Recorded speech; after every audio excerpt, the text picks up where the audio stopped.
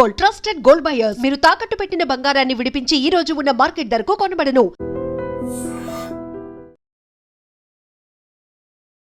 Big boss house లోకి ఒక్కసారైనా వెళ్ళాలని చాలా మంది కలలు కంటారు. ఎందుకంటే అక్కడికి వెళ్ళిన వాళ్లకు పేరు వస్తుంది, అవకాశాలు వస్తాయి, మోస్ట్ ఇంపార్టెంట్లీ డబ్బు బాగానే వస్తుంది అనే స్ట్రాంగ్ బిలీఫ్ ఉంటుంది. అయితే ఒక్క విషయం మాత్రం జగమెరిగిన సత్యం, బిగ్ బాస్ హౌస్ లోకి వెళ్ళిన వాళ్లకు కాసుల్లో మాత్రం లోటుండదు.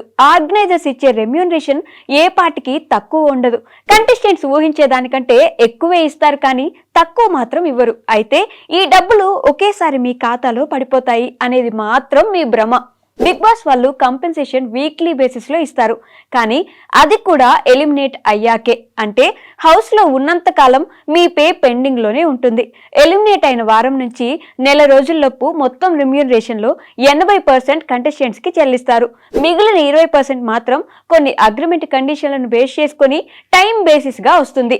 అది కాకుండా ఒక్కొక్క కంటెస్టెంట్ కి ఒప్పందం దాదాపు 1 నుంచి 3 సంవత్సరాల వరకు ఉంటుంది. అంటే మొత్తం డబ్బు చేతికి రావడానికి కొంత టైం పడుతుంది. ఈ సీజన్ లో ఇంకొక పెద్ద ట్విస్ట్ ఏంటంటే అగ్ని పరీక్ష. ఈసారి బిగ్ బాస్ వాళ్ళు షో ప్రారంభానికి ముందు అగ్ని పరీక్ష పేరుతో ఓ ఆడిషన్ రౌండ్ నిర్వహించారు. ఆ రౌండ్ గెలిచిన 6 మంది సామాన్యులకు ఆర్గనైజర్స్ దిమ్మ తిరిగే డీల్ ఇచ్చారు. హౌస్ లోకి ఎంటర్ అయితే టాప్ సెలబ్రిటీలు తీసుకునే రెమ్యూనరేషన్ కి సమానంగా చెల్లిస్తామని అగ్రిమెంట్ లోనే క్లియర్ గా ప్రామిస్ చేశారు. ఆ కారణంగా ఈ 6 మంది కామనర్స్ కి కూడా టాప్ రెమ్యూనరేషన్ లెవెల్లోనే డబ్బులు వస్తున్నాయి.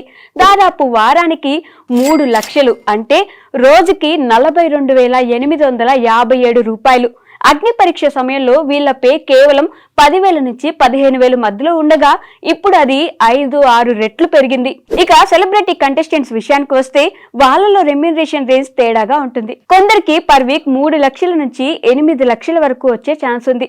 Popularity, previous fame, social media following లాంటివి బేస్ చేసుకుని ఇస్తారు. కానీ ఇదంతా లీక్స్ ఆధారంగా మాత్రమే, ఎందుకంటే యాక్చువల్ రెమ్యూనరేషన్ ఫిగర్స్ బయటకు చెప్పకూడదని కంటెస్టెంట్స్ కి ఎన్ఓసి ఉంటుంది. అందుకే వాళ్ళు బయటికి బాగానే ఇచ్చారు అంటారు, కానీ ఎంత ఇచ్చారో ఫిగర్ చెప్పరు. ఇక హోస్ట్ నాగార్జున విషయానికి వస్తే రిపోర్ట్స్ ప్రకారం ఆయన ఈ సీజన్ కి దాదాపు 30 కోట్ల నుంచి 35 కోట్ల వరకు రెమ్యూనరేషన్ తీసుకున్నట్టు తెలుస్తుంది.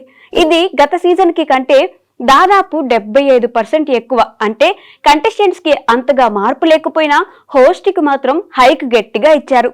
మొత్తానికి చెప్పాలంటే బిగ్ బాస్ హౌస్ లోకి ఎంటర్ అయ్యే అవకాశం అంటే ఫేమ్ కంటే ముందుగా గట్టిగా క్యాష్ వస్తుంది.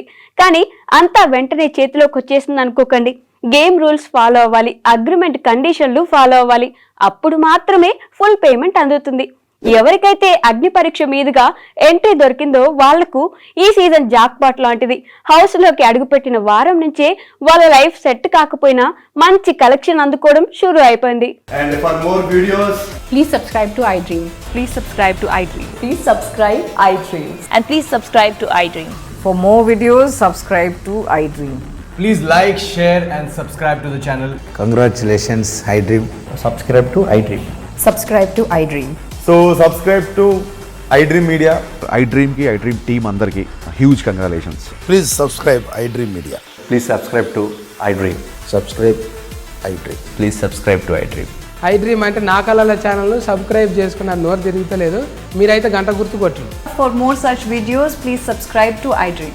Subscribe to iDream. Please subscribe to iDream. Please subscribe iDream Media. Please do subscribe to iDream. Please subscribe to iDream Media. For best entertainment and information, please subscribe iDream. And don't forget to subscribe to iDream.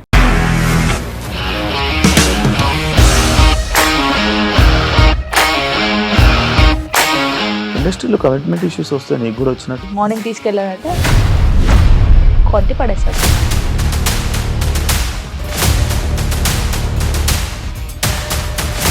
ఒక్కళ్ళు కూడా చూడలేదు ఈ cinema అని చెప్పడానికి కూడా చాలా ధైర్యం కావాలి. అది నిజం కదా, దాంట్లో ధైర్యం ఏంటి? ఇది నెక్స్ట్ డే ప్లేట్ మార్చేస్తే తప్పు కదా. As of now we are comfortable this అని నేను అనుకుంటున్నాను. రష్మిక గారిది మీది ఒకే ఊరు అంట కదా.